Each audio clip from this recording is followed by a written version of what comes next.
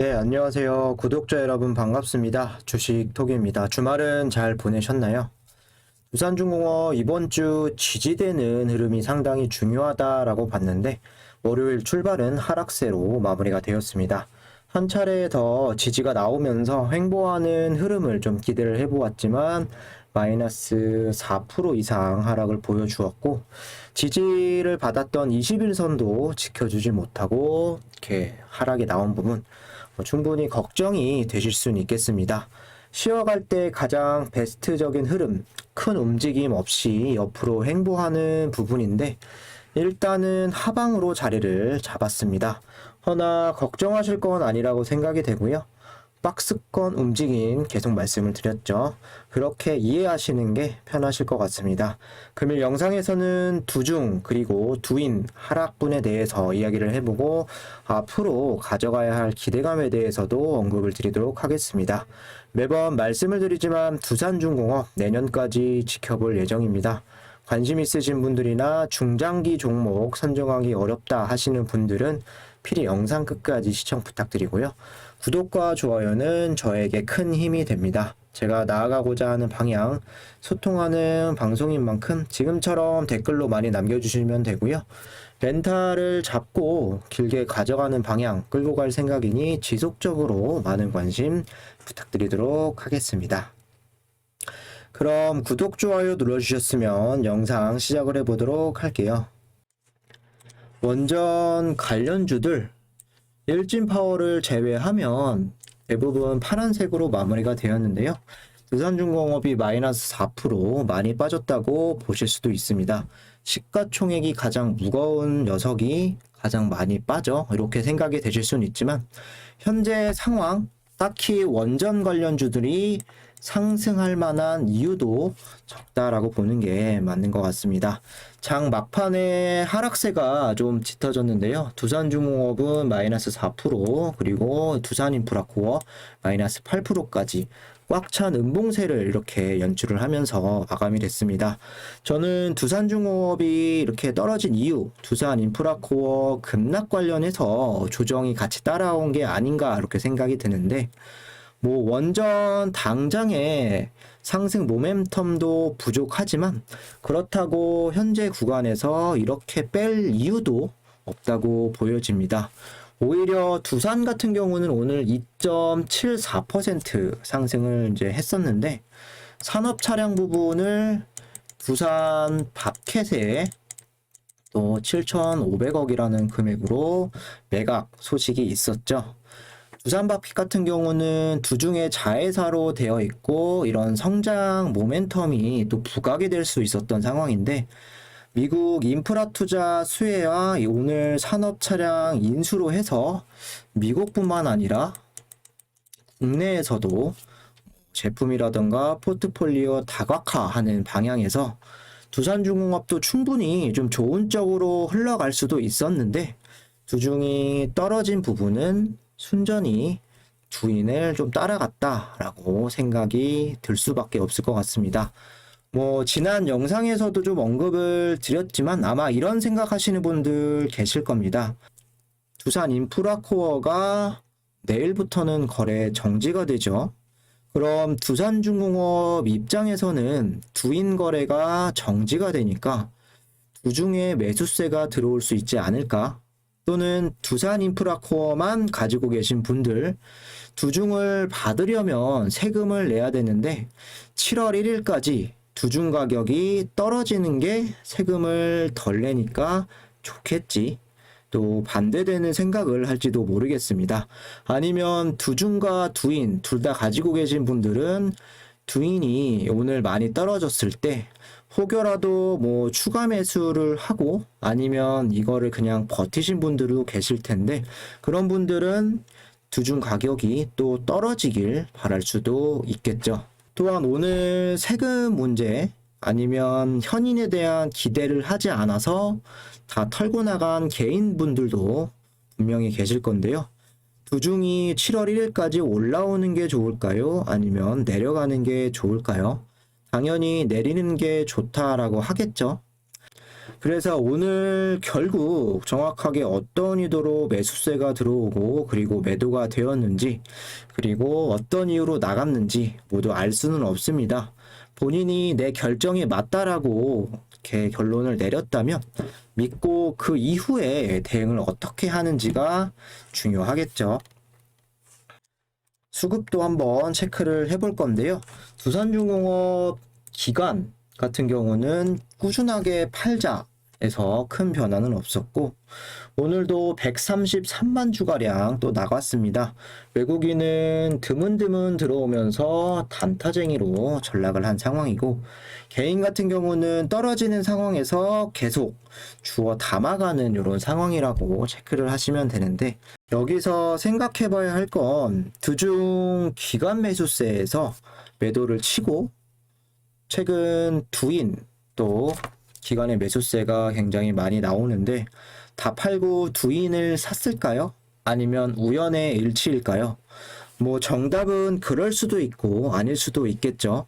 반대로 두산인프라코어 기관들은 계속해서 담았고 개인들 그리고 외국인 같은 경우는 매도세가 더 짙다라고 보실 수가 있는데 무섭게 뭐 주가를 빼면서 공포감을 좀 조성을 해놓고 버티지 못해서 많은 개인들이 또 나갔고 기관에서는 막판에 오히려 더 주워 담았습니다. 어떤 걸 의미할까요? 뭐 내일부터 한 달 동안 중지가 되고 재상장을 하는데 그때 많이 올라간다라고 생각을 해서 기관이 담았을까요? 역시나 그 정답은 아무도 의미를 파악할 수는 없습니다. 그렇기 때문에 두산인프라코어 이제는 내일부터 정지기 때문에 건들 수가 없는 상황이 되었고 두중으로만 보자면 7월 1일까지 어디로 튈지는 사실 예상이 굉장히 어렵다고 볼 수 있습니다. 개인적으로는 추가적인 하락세가 좀 더 가능성이 높지 않을까 단지 추측하는 부분이고요. 뭐 하락세가 이어진다라고 해도 사실 멘탈적으로 걱정할 건 없다라고 생각을 합니다. 왜냐하면 우리는 두인 합병 이슈로 두중을 매수한 것도 아닐 테고 기본적으로 두중은 떨어지면 주워 담아야지 하는 성향이 강한 종목이기도 합니다. 또한 제 영상을 보신 분들이라면 23,000원 그리고 27,000원 박스권 흐름 당분간 유지될 수 있다라는 부분들 충분히 인지를 하고 계셨을 거고요. 뭐 더 나아가서 32,000원부터 21,000원까지 버텼는데 현재 구간을 버티지 못한다 라는 부분은 말이 안 될 것 같고요. 기대감과 믿음을 가지고 좀 두산중공업 지켜가시면 될 것 같습니다. 일단은 신중하게 판단할 상황이고요. 여기도 보시면 계속해서 원전 수주에 대한 이런 좋은 이야기들이 나와주고 있습니다. 체코는 왜 러시아, 중국을 원전에서 배제를 시켰나? 중국과 러시아는 세계 원전 시장에서 빠르게 점유율을 확대하면서 신흥 원전 강국으로 떠오른 국가다. 기술력 물론 가격 경쟁력까지 갖췄다는 평가를 받고 있다. 그럼에도 체코는 왜 이들의 애초에 입찰조차 들어오지 못하게 막았을까? 뭐 여러 가지 내용이 있지만 우리가 사실 알고 있던 부분은 뭐 보안상의 문제다 이런 이야기들이 언론을 통해서 자주 나왔었는데요. 체코는 의원 내각제 대통령제를 가미한 일종의 이원 집정부제를 채택을 하고 있다. 중요한 거는 체코 총리의 다수당을 확보하지 못해 연립정부를 꾸린 상태인데 수적 열세를 보이고 있다. 이들 야당이 러시아와 중국에 대해 반감을 보이고 있는 부분이다.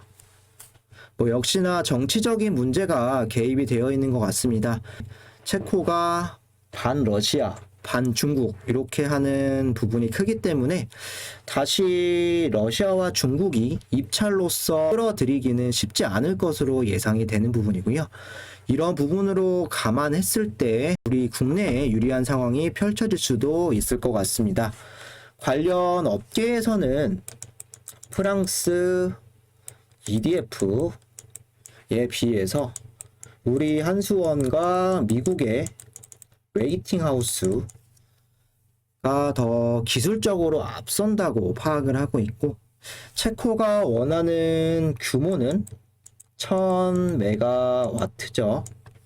그럼 실질적으로 미국의 웨이팅 하우스나 그리고 한국에서는 한국형 원전이 있죠. APR 1000 부분이 좀 유리해 보이는 것은 사실입니다. 그로 인해서 최근에 또 한수원에서는 APR 1000에 유럽 인증을 진행을 하고 있고요. 이전에 미국에서도 꽤 인증을 받았고 다른 규모 또 유럽에서도 인증을 받았기 때문에 이번 인증 상당히 긍정적으로 예상이 된다라고 합니다. 체코 정부는 아랍에미리트 원전을 상당히 긍정적으로도 보고 있다라고 합니다. 두쿠바니 원전 사업 모델로 아랍에미리트의 그 원전에 대한 모델로 확정을 했다라는 이야기가 있는데, 한수원이 EPC 저번 영상에서도 말씀을 드렸는데요.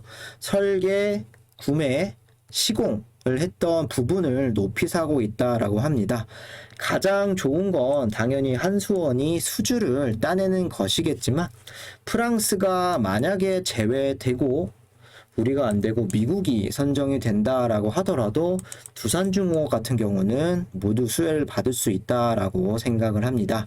그동안 미국 웨이팅하우스에서 수주를 땄을 때 모든 걸 자체적으로 다 하기보다는 여러 업체들, 특히 국내 업체 중에서 두산중공업을 계약서로 많이 끌고 다녔기 때문에 프랑스만 제외가 될 수 있다면 뭐 한수원이 되든 미국이 되든 충분히 두산중공업은 수혜를 받아갈 수 있을 것 같습니다.